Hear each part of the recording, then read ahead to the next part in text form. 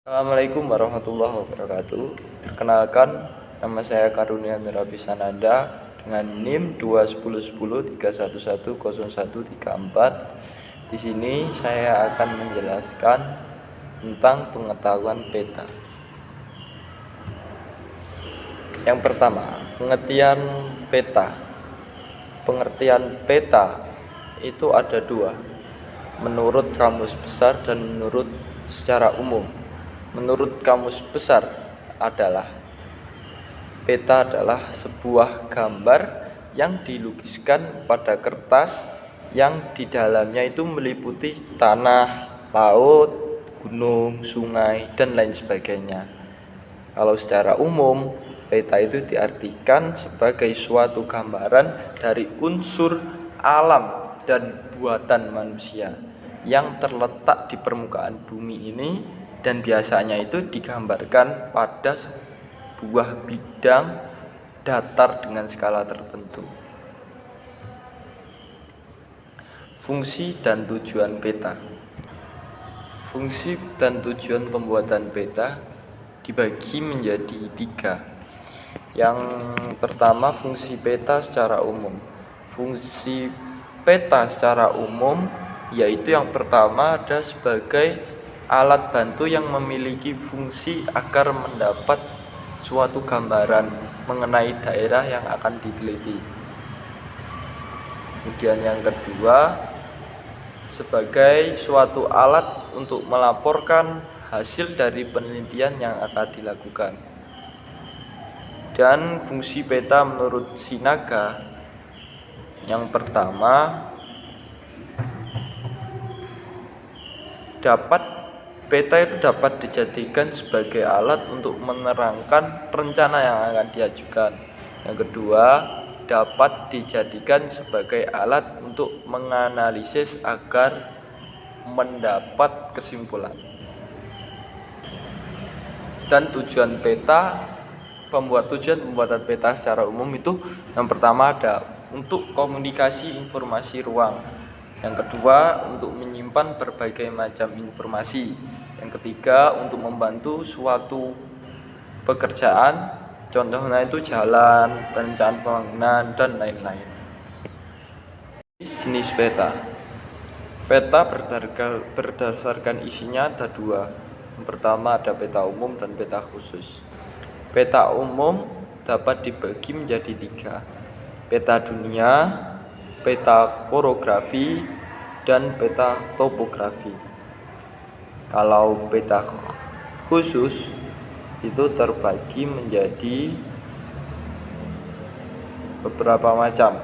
Yang pertama ada peta iklim, yang kedua ada peta sumber daya alam Indonesia, yang ketiga ada peta tata guna lahan, yang keempat ada peta persebaran penduduk, dan yang terakhir ada peta geologi.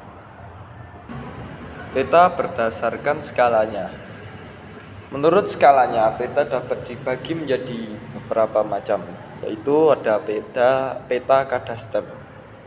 Peta ini memiliki skala antara 1:100 sampai dengan 1:5000. Dan yang kedua ada peta skala besar. Peta skala besar yaitu peta yang memiliki antara 1:1500 sampai dengan 1:250.000. Yang ketiga ada peta skala sedang. Kalau peta skala sedang itu memiliki antara 1:250 sampai dengan 1:500.000. Peta skala kecil, yakni peta yang memiliki skala antara 1:500.000 sampai 1:1.000.000.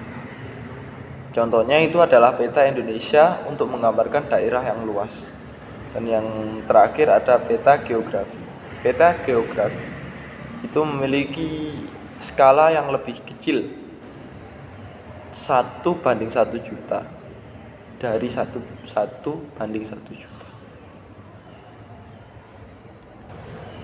Berdasarkan peta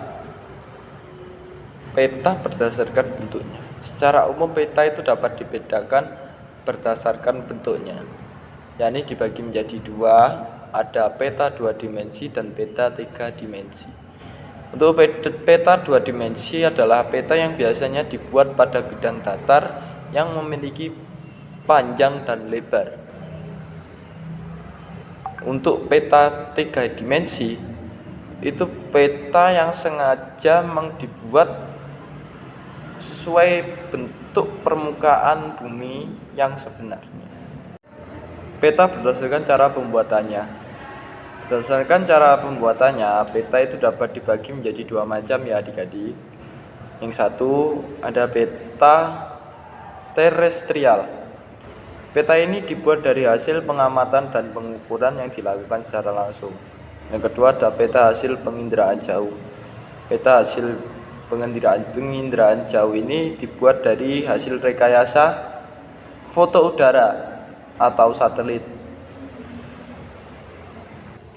Untuk peta berdasarkan objek peta, yakni ada 2, yaitu yang pertama ada peta dinamik, yaitu peta yang menggambarkan tentang keadaan yang bisa berubah-ubah, misalnya untuk peta persebaran penduduk, peta transmigrasi, dan peta perencanaan wilayah, peta tata guna lahan, dan lain sebagainya. Yang kedua ada peta staris atau stasioner, yaitu peta yang menggambarkan keadaan yang stabil atau relatif tetap, misalnya pada peta geologi, peta wilayah, peta tanah, dan lain sebagainya. Peta berdasarkan jenisnya. Peta berdasarkan jenisnya itu dibagi menjadi 4. Yang pertama ada peta foto. Peta ini dibuat dari mozaik berbentuk foto udara. Yang kedua ada peta garis. Peta garis ini dibuat dengan menggunakan berbagai macam simbol, misalnya titik, area, dan garis. Dan yang ketiga ada peta dasar. Peta dasar ini dijadikan sebagai dasar dalam proses pembuatan peta pada tematik dan hanya menggunakan jalan raya, menggambarkan jalan raya, sungai, dan garis pantai. Kemudian yang terakhir ada peta turunan. Peta ini dibuat dengan melakukan pengembangan dari peta dasar menjadi peta tematik. Peta berdasarkan kegunaannya. Peta berdasarkan kegunaannya dibagi menjadi 4. Yang pertama ada peta isoplet.